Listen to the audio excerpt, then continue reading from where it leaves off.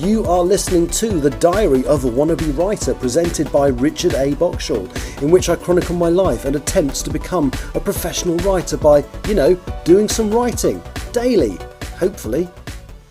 Hello, today is Wednesday the 4th of December 2024, and you are listening to The Diary of a Wannabe Writer. It's show 181. I very rarely say the show number, but contrary to what it sounds like, it is an emergency podcast, or at least it's a pre-recorded one, because I'm working today and don't know how I'm going to feel about writing or podcasting. I don't work until the evening, but I'm going to have a lie-in and get up later, because if I do end up flying, I'm on standby basically, which means I may end up flying, I may not.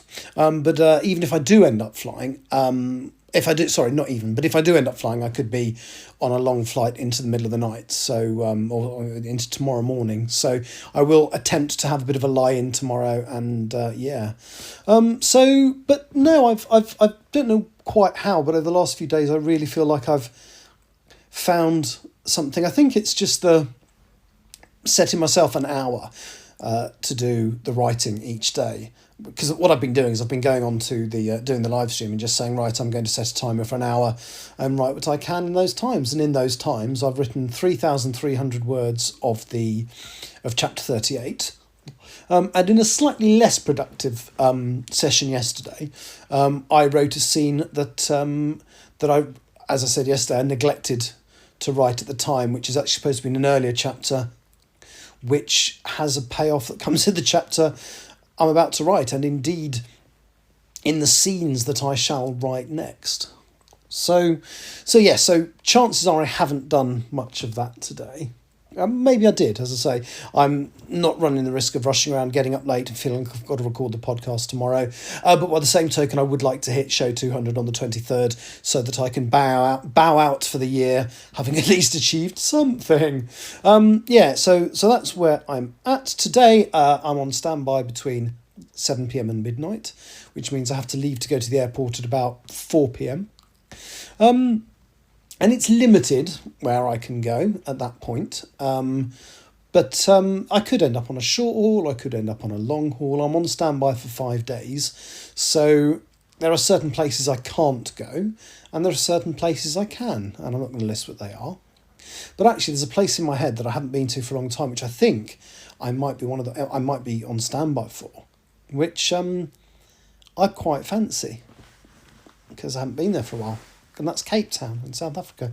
Not been since before COVID. The last time I flew there was on a 747, and I had my 747 license taken off me in 2018 and replaced with that the A350. So, yeah. Anyway, this is just kind of pointless waffle for the sake of it. So the next scene that I have to write is going to be, I suppose, a reconciliation between Simewolf and Ronnie, where Simewolf kind of admits what that he realises that their situation is desperate, and that now thanks to that situation, now so is Simewolf, so it's going to have to work with them. And basically it says, I've got an idea, but you need me to allow me to talk to my tree to do it. And what it says it's going to do is call out some Skuld. Now, as if you've been following the story, you know there are 3 types of physical manifestation the tree can do. There are and they're the same as the Norns in mythology. So you've got the Veroandi, which are not the Veroandi. You've got the the first one? The Ursu, which represent the past, and are represented by Ursula and Carruthers in the story. You've got the Veroandi, which are of the present, which are represented by Ronnie and Mackenzie in the story. And then you have the Skuld, which are the Norns that represent the future.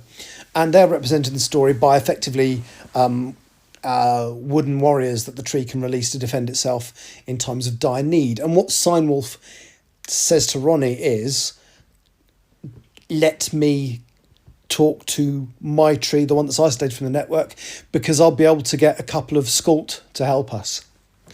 And Ronnie doesn't believe the tree entity.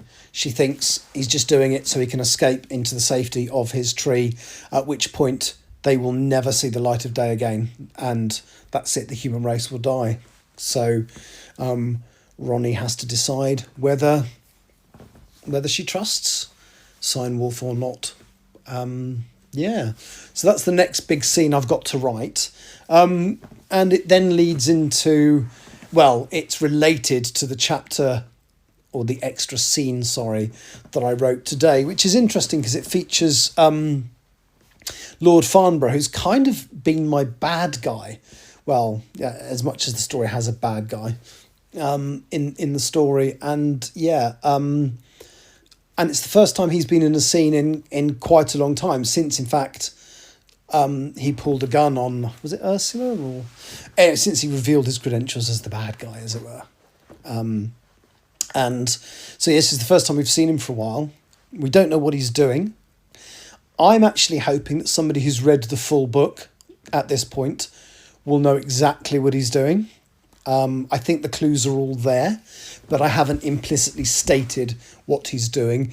But it will come to a head when Steinwolf, because he isn't actually trying to trick Ronnie, he actually has realised that his only chance of survival is to muck in with Ronnie and the rest of Arbor Associates. And he basically says, well, I can use some sculpt from the tree to attack the army, which means hopefully less of you humans will die. And Ronnie eventually goes for it. And if anybody has been following the story, can you work out why Lord Farnborough has been and chosen selected specific soldiers to attack the Arboretum? Well, again, there probably hasn't been enough clues on this podcast, and unless you've literally read the whole story as I've been writing it, you won't know. But I'm very pleased with it, and I think anybody reading the book at this point, who's actually read up until this point, as soon as they will realise what Farnborough is up to straight away. But there you go. Anyway, that is all still to write.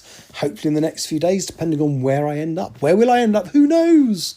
As this podcast is dropped, well, I probably won't know actually, because I'll probably drop this before I go to work. But yes, the day after, so my podcast on Thursday should give you an answer to that. Did I end up anywhere exciting, or did I just sit somewhere for 5 hours and then drive home? Time will tell. Thank you for listening. Take care. Bye-bye. You have been listening to The Diary of a Wannabe Writer, presented by Richard A. Boxall. Thank you for tuning in to my random ramblings, and if you'd like to know more about me or my projects, visit my Linktree at linktr.ee/Richard Wright, capital R, capital W. Thank you for listening.